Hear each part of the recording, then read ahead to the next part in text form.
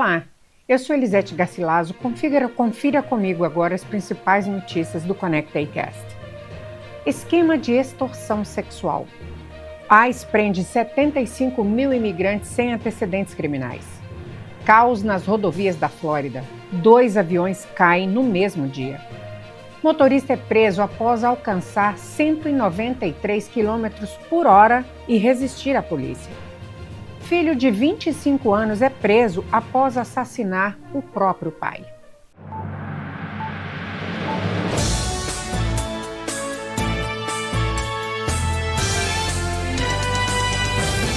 Grupos nefastos internacionais miram crianças americanas em esquema de extorsão sexual que levou um jovem à morte. Uma investigação chocante revela a ascensão de uma rede global de exploração infantil que se disfarça de colegas adolescentes para chantagear jovens americanos, com o número de vítimas disparando e deixando um rastro de tragédia. A vida de Bryce Tate, um estudante de 15 anos de Cross Lanes, na Virgínia, terminou tragicamente horas depois de ele se tornar a mais recente vítima de um esquema de extorsão sexual online em rápida ascensão. O adolescente, descrito como um aluno exemplar e extremamente positivo, tirou a própria vida após ser implacavelmente bombardeado por golpistas que exigiam dinheiro e o incitaram ao suicídio. Para o seu pai, Adam Tate, a causa da morte é clara. Eles dizem que é suicídio, mas para mim é 100% assassinato. Desabafou ao The Post. Na minha opinião, são demônios sem Deus, apenas covardes, indivíduos horríveis, piores que criminosos. O caso de Bryce é emblemático de uma tática cruel que visa adolescentes do sexo masculino. Os golpistas, que muitas vezes operam de bases no exterior, como a notória rede 764, com ramificações na Rússia, Europa e África, vasculham perfis públicos de mídia social. Eles se passam por um colega local atraente. No caso de Bryce, a golpista agiu como uma garota local de 17 anos que conhecia detalhes íntimos sobre a sua vida, incluindo a academia que frequentava e seus amigos mais próximos.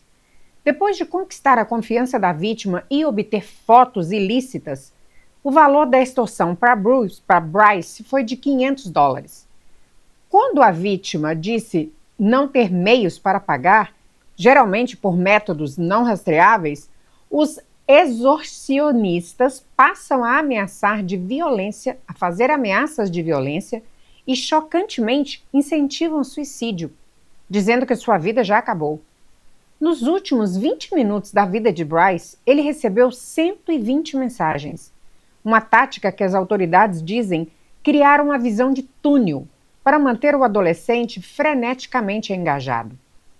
O Centro Nacional para Crianças Desaparecidas e Exploradas registrou mais de 33 mil denúncias de extorsão sexual infantil somente em 2024. E quase esse número nos primeiros meses deste ano. O FBI também notou um grande aumento no número de casos.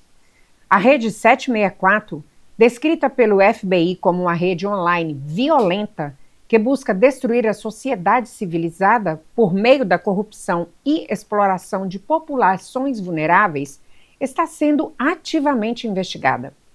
Esta tragédia ecoa histórias quase idênticas de suicídios de adolescentes ligados à extorsão sexual, como o Walker Montgomery, de 16 anos, em 2022. O pai de Bryce, Adam Tate, está pressionando os legisladores da Virgínia para aprovar a Lei de Bryce, uma emenda a um projeto de lei para cyberbullying, que criaria penas mais severas para crimes que levam à automutilação ou ao suicídio. A primeira linha de defesa, de acordo com o sargento Jeremy Burns, do Departamento do Xerife do Condado de Kanawha, é a configuração de privacidade nas mídias sociais.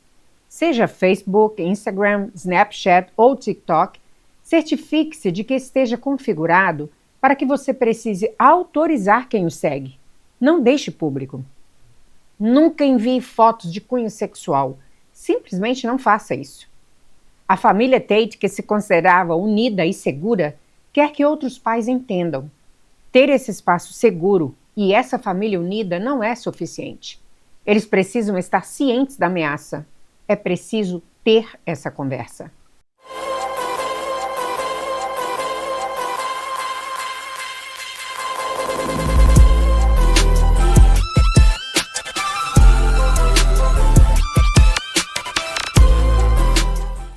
Filho de 25 anos de idade é preso após assassinar o próprio pai a tiros em Port Charlotte, disse a polícia. Uma noite tranquila em Port Charlotte terminou em tragédia nesta segunda-feira, quando o gabinete do xerife do condado de Charlotte prendeu Malcolm Stewart, de 25 anos, acusado de atirar e matar o próprio pai na residência da família. Pouco depois das 19 horas, a polícia recebeu uma ligação e uma mensagem de texto relatando tiros na vizinhança. Uma testemunha afirmou ter visto um homem gravemente ferido, sangrando na entrada da garagem. A vítima foi socorrida e levada ao hospital, mas não resistiu aos ferimentos.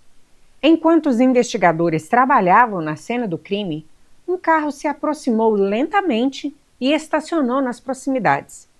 Do veículo desceu Malcolm Stewart, identificado posteriormente como o filho da vítima. De acordo com os policiais, Stewart estava coberto de sangue quando se aproximou a pé da equipe que atendia a ocorrência. Ele foi imediatamente detido e interrogado pelos agentes. A investigação está em andamento e o gabinete do xerife deverá divulgar novas informações nas próximas horas. O caso abalou moradores da região que ainda tentam compreender o que levou ao crime dentro da própria família.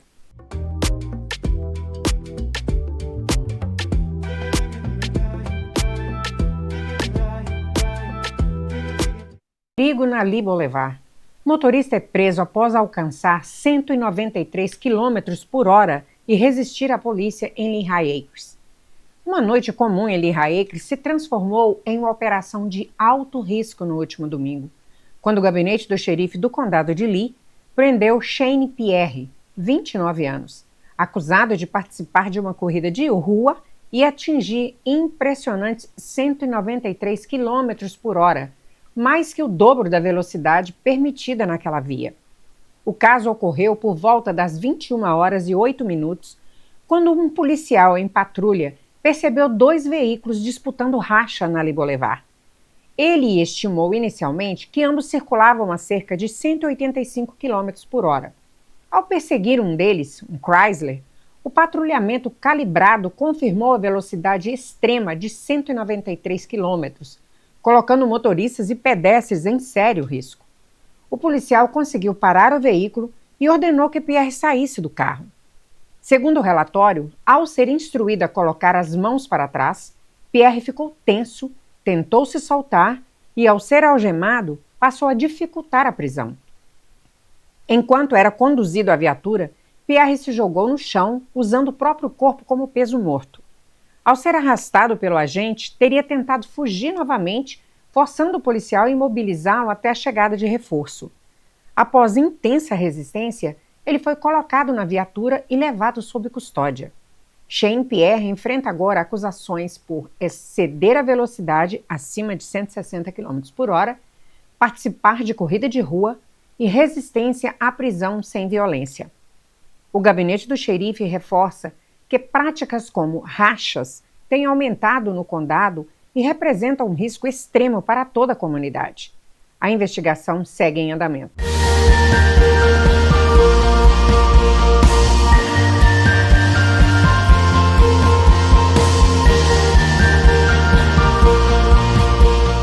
Caos nas rodovias da Flórida. 2 aviões caem no mesmo dia. Um deles atinge um carro na I-95 durante o trânsito da tarde. A segunda-feira foi marcada por uma sequência inédita de emergências aéreas na Flórida Central. 2 pequenos aviões caíram em rodovias movimentadas em um intervalo de poucas horas. O mais grave deles pousando diretamente na Interestadual 95, no condado de Brevard, durante o horário de pico e colidindo com um veículo. O primeiro acidente ocorreu por volta das 14 horas, quando uma aeronave de pequeno porte precisou aterrissar em uma via próxima a DeLand High School. 2 pessoas ficaram feridas e foram levadas ao hospital.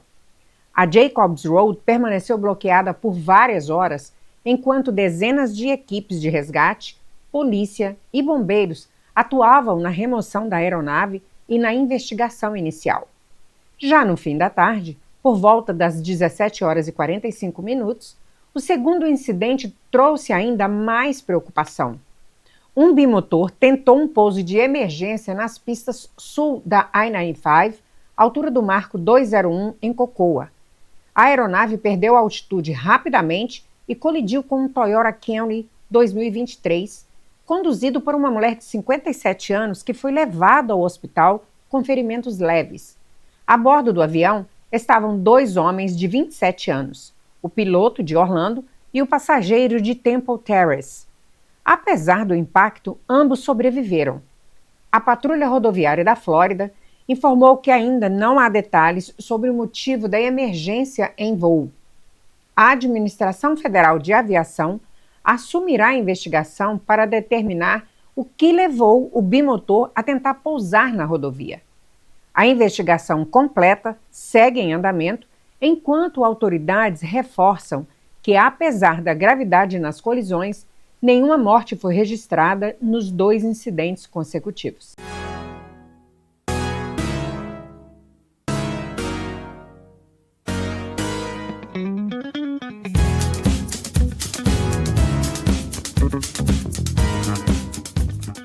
ICE prende 75 mil imigrantes sem antecedentes criminais.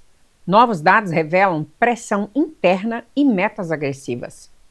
Novos dados internos revelam que pelo menos 75 mil imigrantes sem qualquer antecedente criminal foram presos pelo ICE nos primeiros 9 meses do governo Trump.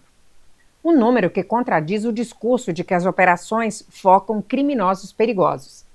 No total, cerca de 220 mil pessoas foram detidas entre 20 de janeiro e 15 de outubro, sendo que mais de 1/3 delas não tinha histórico criminal. Os números obtidos de um escritório interno do ICE mostram também que a agência tem enfrentado pressão direta da Casa Branca para aumentar rapidamente o volume de prisões. Em maio, o assessor sênior Stephen Miller chegou a ameaçar demitir chefes regionais se o ICE não atingisse a meta de 3 mil detenções por dia, algo muito distante da média registrada de 824 prisões diárias. Mesmo assim, o ritmo já é mais que o dobro do registrado durante o governo Biden em 2014, quando a média era de 312 prisões por dia. Os números não detalham se os detidos tinham delitos leves ou graves, apenas que para muitos não havia qualquer registro criminal. Os dados também excluem prisões feitas pela Patrulha da Fronteira, que expandiu operações internas em cidades como Chicago, Los Angeles, Charlotte e New Orleans. O perfil das pessoas presas mantém um padrão: 90% homens, predominância de mexicanos, 85 mil, seguidos por guatemaltecos, de 31 mil, e hondurenhas, 24 mil. A maior parte tinha idade entre 25 e 45 anos. O ICE mantém atualmente 65 mil imigrantes detidos em centros federais. Além disso, 22.959 imigrantes entraram em saída voluntária, deixando o país por conta própria. Com metas agressivas, aumento de operações e foco ampliado, inclusive sobre pessoas sem antecedentes, a política migratória se distancia ainda mais da promessa inicial: focar apenas criminosos violentos.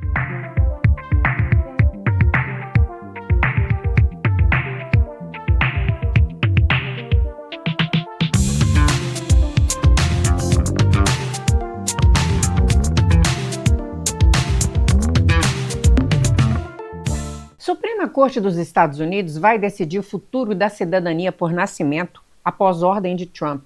O julgamento pode redefinir quem é americano.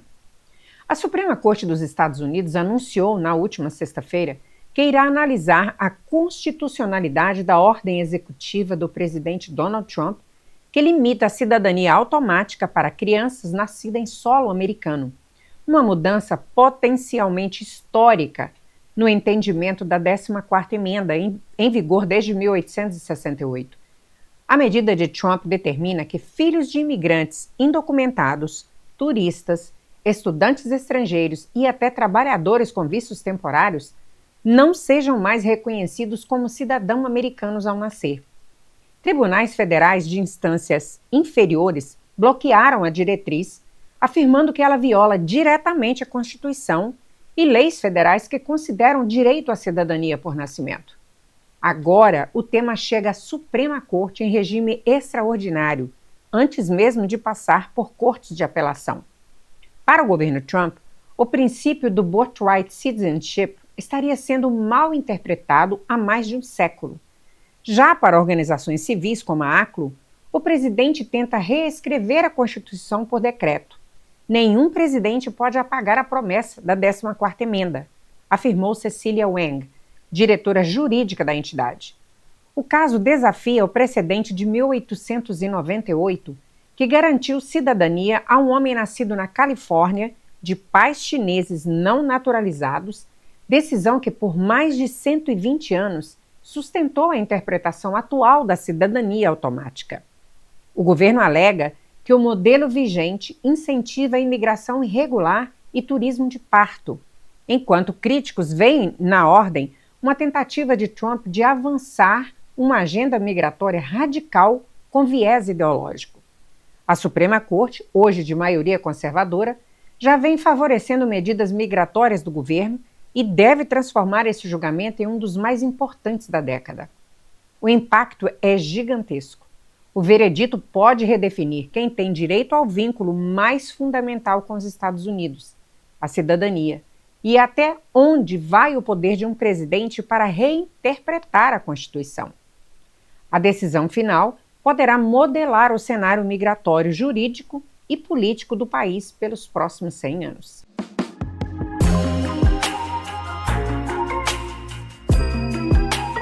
Pessoal, por hoje é só. Obrigada por você que esteve conectado conosco até agora. Peço a você que ainda não é inscrito no nosso canal, por favor, se inscreva agora e clica no sininho para você ser notificado toda vez que a gente subir um novo vídeo. Muito obrigada, nos vemos numa próxima edição. Até lá!